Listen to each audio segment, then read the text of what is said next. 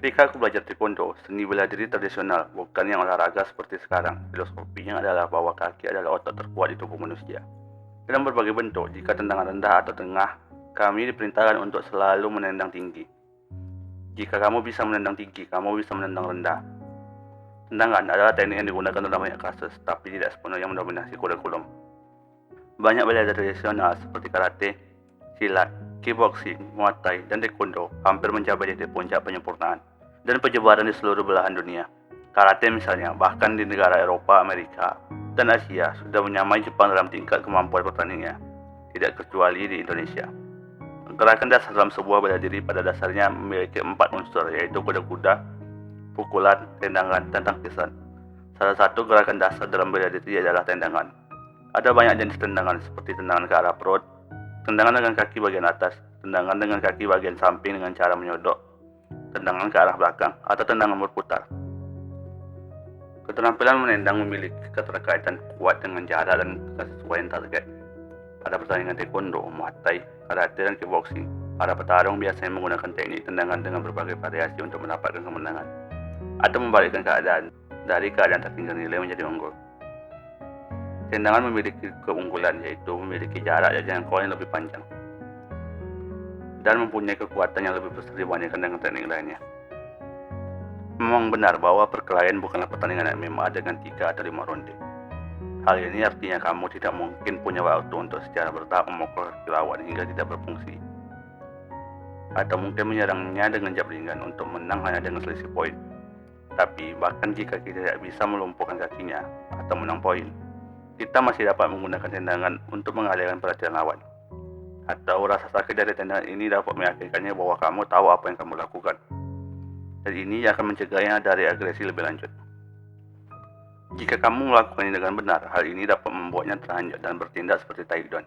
Dan terakhir, jika tendanganmu sangat kuat, kamu bisa mematahkan tulang lawan, atau mungkin bahkan kakimu sendiri. Meski ada banyak variasi dalam setiap teknik, hasil akhir yang diinginkan menentukan bagaimana setiap teknik dijalankan. Pendekatan yang berbeda untuk mengaktifkan atau menonaktifkan hasil tertentu. Misalnya, mereka dapat meningkatkan kekuatan dan kecepatan teknik, atau kemampuan untuk menggunakan teknik selanjutnya, atau pertahanan yang tepat.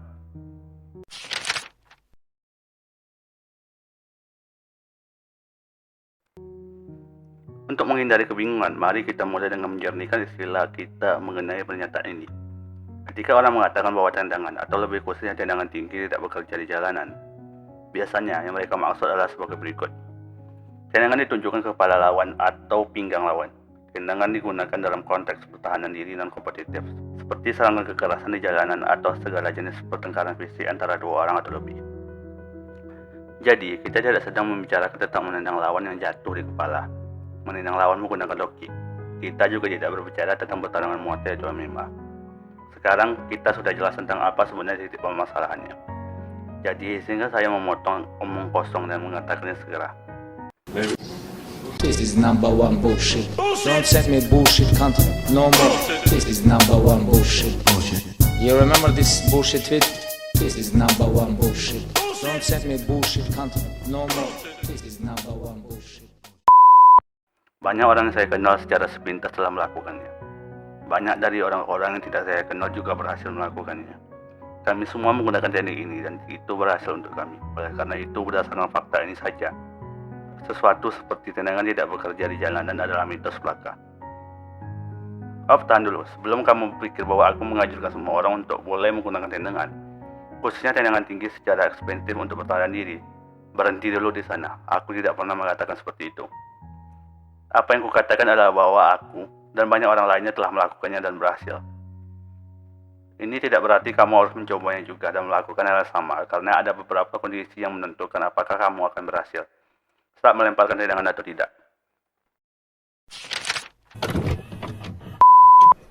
Teknik tendangan menjadi sangat penting karena kekuatannya jauh lebih besar daripada pukulan. Walaupun teknik tendangan secara umum lebih sukar dilakukan ketimbang teknik pukulan. Namun dengan latihan yang besar, baik, dan terarah, teknik tendangan akan menjadi senjata yang dahsyat untuk melumpuhkan lawan. Tendangan adalah salah satu senjata paling kuat yang dimiliki oleh seniman bela diri hand-to-hand combat. Tapi, karena efeknya yang luar biasa, tentu saja perlu harga yang lebih mahal untuk menggunakannya. Saat bertarung, jarak adalah salah satu aspek penting untuk menentukan kemenangan. Menyerang lawan yang menguasai jarak tertentu sangat sulit untuk melemparkan tendangan tinggi, menghabiskan tenaga dan juga sangat berisiko. Jangkauan sangat penting dalam hal tendangan, karena kepala adalah titik vital seorang. Banyak orang yang berlatih untuk menghindari dan menangkis serangan yang diarahkan ke arah kepala. Sangat sulit untuk melawan petarung dengan keunggulan jangkauan yang signifikan, jadi menyerang ke arah kaki lawan adalah pilihan lebih bijak karena dapat membuat pergerakan dan kecepatan mereka berkurang drastis. Oke, tendangan tentu saja adalah senjata yang luar biasa, tapi ada beberapa faktor yang harus diperhatikan agar tendangan efektif. Berikut beberapa di antaranya. Sebuah tendangan pada umumnya digunakan untuk mendaratkan kerusakan besar pada tubuh lawan. Tapi masih ada kegunaan lain dari tendangan, yaitu pengalihan perhatian. Untuk membingungkan dan merusak ritme lawan, ini menyebabkan banyak dari mereka mulai ragu apakah harus memfokuskan pertahanan di kepala, perut, atau bahkan kaki. Ada beberapa hal yang bisa menghentikanmu untuk mengirimkan pukulan yang signifikan. Melakukan tendangan jauh lebih sulit. Mengingat, karena kamu akan lebih jauh dari lawan. Ia akan dapat dengan mudah melihat gerakan kecil apapun. Jadi, jika kamu tidak bisa melemparkan tendangan dengan cepat, jangan lakukan itu. Ini mungkin faktor paling penting dan paling jarang diperhatikan oleh kebanyakan orang. Ada banyak variasi ritme yang digunakan untuk menyerang. Di antaranya adalah double atau triple attack. Pukul kemudian tendang, tendang lalu pukul, berubah dari tendangan yang berfokus pada power menjadi serangan yang berfokus pada kecepatan, atau variasi serangan jarak dekat ke serangan jarak jauh. Kamu harus bisa menilai mana yang sesuai untuk melemparkan tendangan dalam situasi, keadaan, dalam hitungan milidetik. Jika kamu tidak mampu dan tidak yakin untuk melakukannya, jangan lakukan.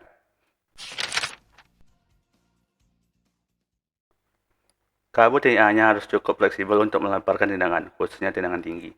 Kamu juga membutuhkan kemampuan untuk melakukannya dengan nyaman. Kamu tidak akan punya waktu untuk melakukan peregangan dan pemanasan ketika seorang preman memutuskan untuk memilihmu. Ini tidak akan terjadi. Kamu membutuhkan kemampuan untuk menendang tinggi tanpa persiapan apapun. Jika kamu tidak memiliki kemampuan itu, maka kamu tidak dapat menggunakan tendangan, khususnya tendangan tinggi di jalanan.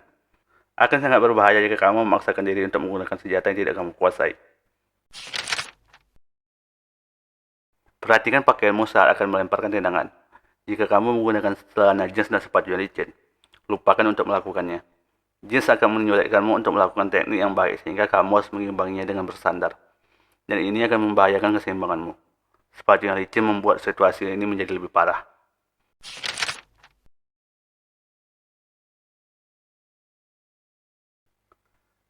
Rumput basah bukanlah permukaan yang baik untuk mencoba melakukan tendangan.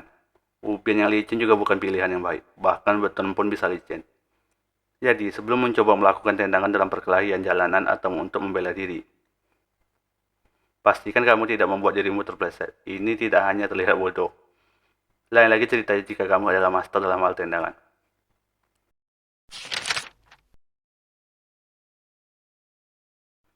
Menekan target secara akurat dengan tangan dan kepala jauh lebih mudah dibandingkan dengan kaki. Jika kamu tidak percaya, luangkan waktu untuk menyalakan dan mematikan lampu dengan kaki. Kamu akan segera mengerti apa yang aku maksud. Dibutuhkan banyak waktu dan usaha untuk mengasah tendangan sampai mendarat sesuka hati pada target apapun yang kamu pilih. Ini sangat penting karena tidak ada wasit di jalan untuk menghentikan pertarungan jika kamu meleset dengan tendanganmu. Lebih lagi jika kamu terjatuh.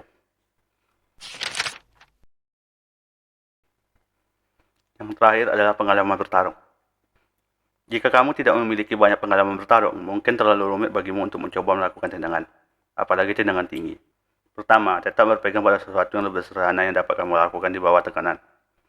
Setelah kamu dapat melakukannya dengan percaya diri, kamu mungkin siap untuk mencoba teknik yang jauh lebih kompleks seperti tendangan tinggi.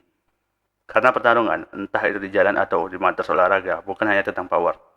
Pertarungan lebih seperti tentang fisika dan psikologis. Chapter 3, kesimpulan. Semua faktor ini memainkan peran penting dalam membuat tendangan bekerja di jalan, dan kamu dapat membayangkan betapa sulitnya mengolahnya dengan benar. Akibatnya, tendangan tinggi bukanlah teknik utama yang untuk membela diri. Ini bukan gerakan presentasi tinggi bagi kebanyakan orang. Ya, walaupun bukan berarti bahwa teknik lain lebih menawarkan peluang sukses yang lebih baik.